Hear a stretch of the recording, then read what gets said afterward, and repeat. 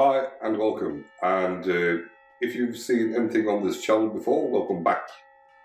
Today I'm going to try to rectify my horrible mistakes from yesterday when I totally screwed up a sourdough bread. So hopefully we'll fare a lot better today. Let's get cracking. Okay, so in the bowl I've got a rye sourdough made with coarsely ground rye. About 680 grams of plain flour, 470 milliliters of water. But here's the important thing: I weigh everything, even water, because a measuring jug like this is far too inaccurate. And if you're off by a percent or two with the hydration, it could spell disaster. Then I got 25 grams of salt. Before we really get started, I want to demystify a couple of misconceptions about sourdough. Many people think that it's a lot more complicated than baking with yeast. It isn't. Sourdough is just a leavening. Where most people go wrong, especially if they are used to baking with yeast, is this thing called hydration. And the reason for that is often that you don't calculate in to your dough the sum of flour and water in your starter. This often leads to your dough most of the time being too wet, sometimes too dry. Okay, everything goes in apart from the salt. We're going to wait a little bit for that.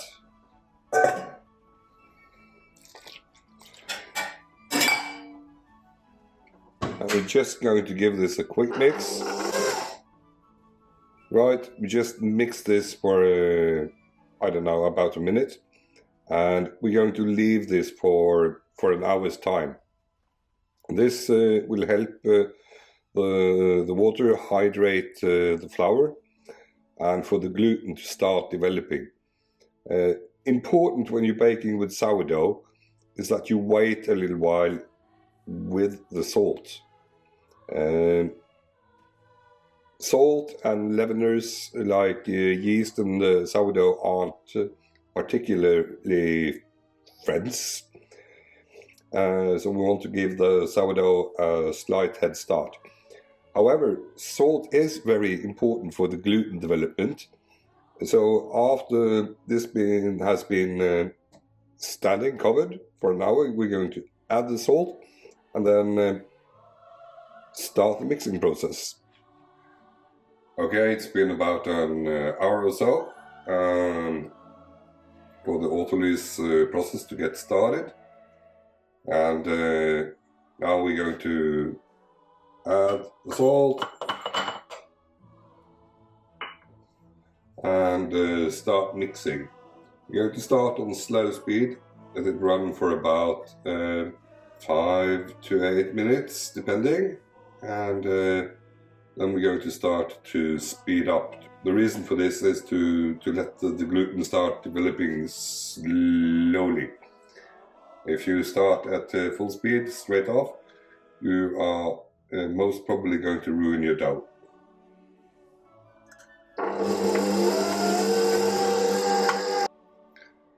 Okay, the dough has been kneading for about 5 minutes now. I felt with my fingers that the dough temperature is slightly high. That is actually one of the reasons why your dough splits and gets runny. If the temperature gets too high, it totally ruins the gluten. Let's check what temperature we got. Yeah, as you can maybe see, it's 25.2 Celsius right now, which is a little bit high. 26. I really don't want it to get over 26.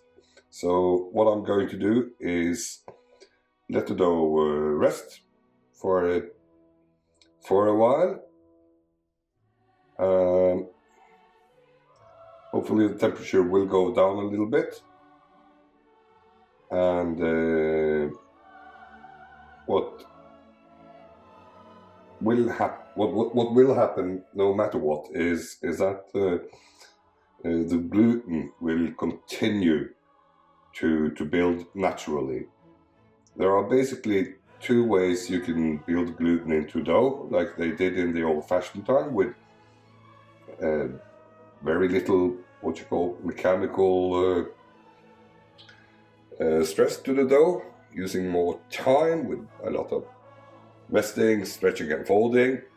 But after we got kitchen machines, obviously you want to most of the time knead the dough till complete gluten development. But what also is a good way to go about this is a combination of the two. Okay, so the dough has been resting for 15-20 minutes, and when I got back to it, I had a feel, and it actually doesn't need any more kneading in the machine. All I'm going to do now is give it a few stretch and folds, which will also help build the gluten strength. This is a dough with a fully developed gluten, and if you can see this, you can actually stretch it so thin you can see light shining through the dough without the dough tearing. That's called the window pane test, and that will tell you whether your dough has sufficiently developed gluten or not.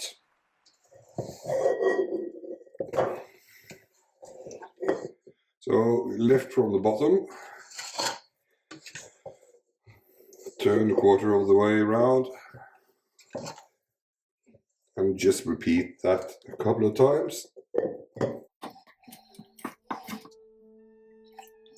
A lot of sourdough bakers, especially, do this stretch and fold every 20 minutes, and yes, you can do that if you mix your dough by hand, but if you mix it with a machine till it's fully developed, you really don't need to.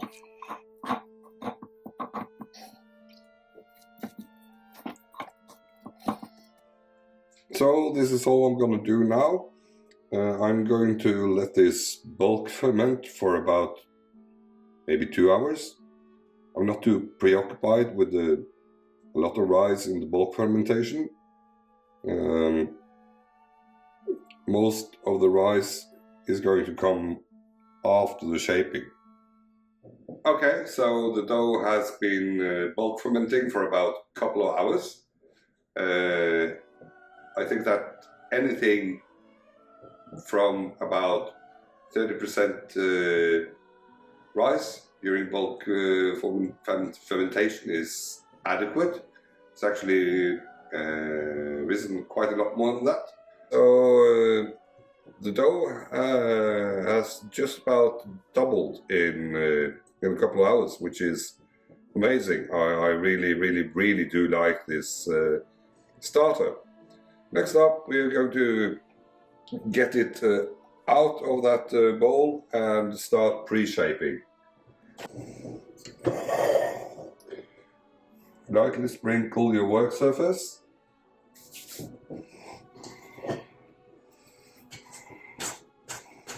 Using a scraper, get the dough out any way you can.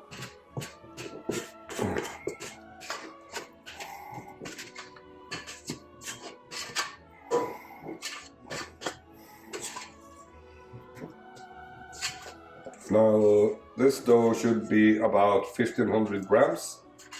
So I'll make 2 loaves, 750 grams each, which is as big as I can make them in the oven that I got right now.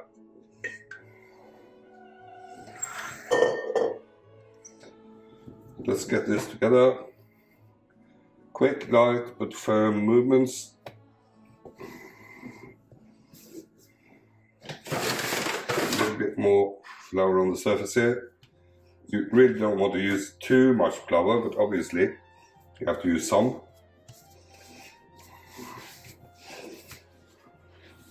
Like so. Try not to knock too much air out of it.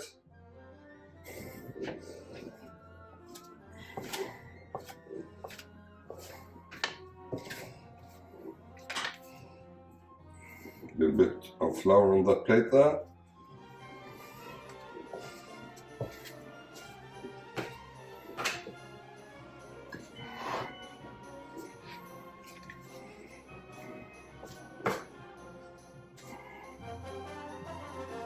That was a bit too much. As you can see, this is quite a wet dough and it will stick. Part of that is actually because of the rye. That's also why I don't like to go over 15-20% when making freestanding bread with rye. Now what we're going to do next is to pre-shape. I like to go for a bowl. Simply bring the dough together, turn it, bring it together, turn it. And when you do this, you will firm up the gluten. See this nice sort of tight surface starting to form. Use your bench scraper to give you a little hand here.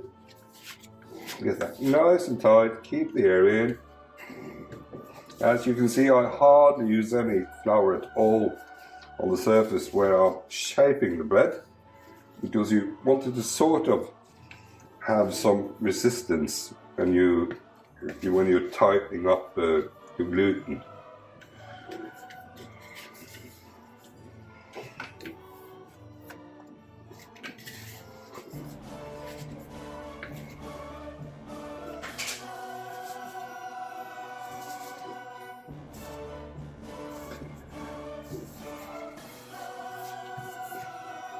Okay, that's pre-shaping done. Lightly sprinkle with some flour. Cover it with a towel. This is a linen towel, I prefer those. They won't stick as easily as cotton. And now we're just going to leave it for about 20 minutes. Okay, it's been about 20 minutes. Zoe's been resting here on the bench. And we're getting ready for the final shaping. We're going to try to not knock too much air out of the dough. At the same time, we have to try to tighten up that gluten network, which is what is going to keep the air in and giving your bread a good rise and oven spring, hopefully. So there are many ways to shape your bread. I'm gonna show you what I usually do. There could be worse ways, could be better ones. So let's go. Yeah, one more thing. As you can see, I've taken this linen kitchen cloth and prepared it with some flour and some polenta, if you like. And this is a couche, as the French call it, a bed for the bread. This is how it's done for freestanding bread. I really like freestanding breads. I don't really like using bread forms. I'm just gonna get the dough out like this. Just a little bit much flour, but that's going to disappear during the second rise. And you do like that. Chunk it in. Go to the center. Chunk it in. A little bit of flour on the hands. And you tuck, tuck, close. And that should be it. Now I'm going to proof this with the seam up. Just pinch it a little bit.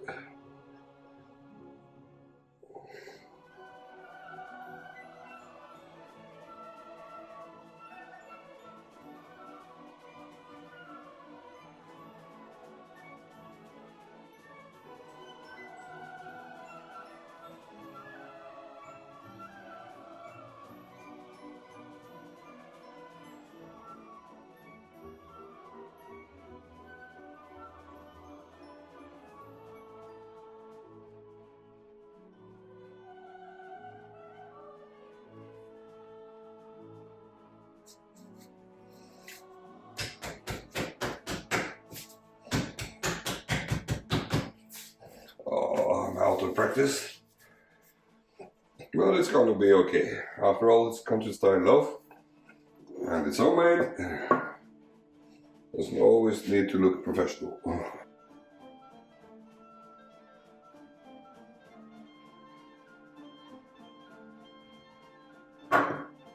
The reason I'm proving the bread with the seam side up is that when I flip it onto my peel, I won't have to flip it twice. So it's for convenience and speed.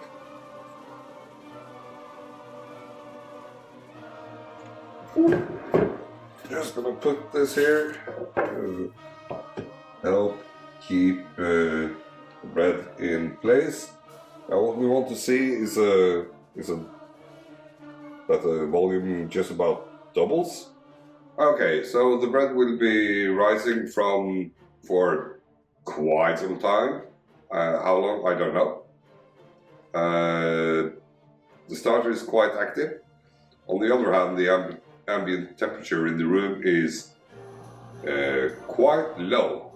So this is just going to take the time it's going to take. I'm going to tell you approximately how long once I put it in the oven.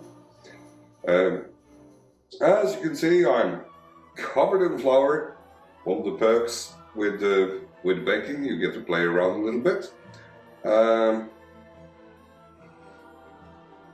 Hope you enjoyed so far. And let's have a look and see how the breads are doing. They've been in the oven for approximately half an hour.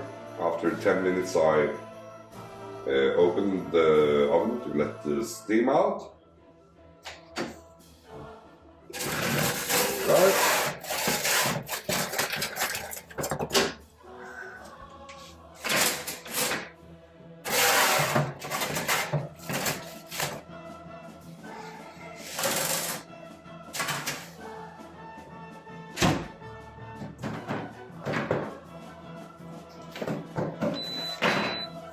Two things of absolute beauty. This is what I love about baking. You can clearly see that the scoring of the bread is much better on this one than on that one.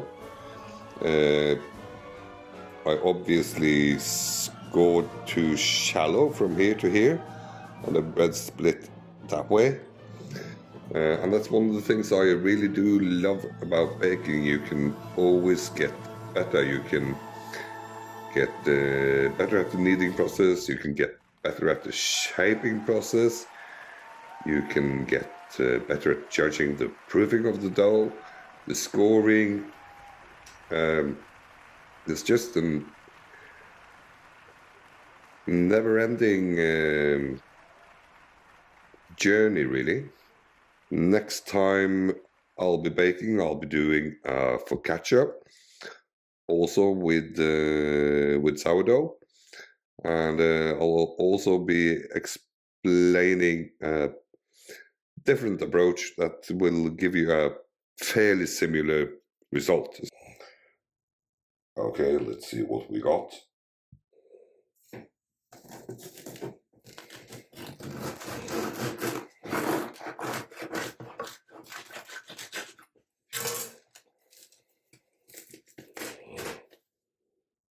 Happy with that.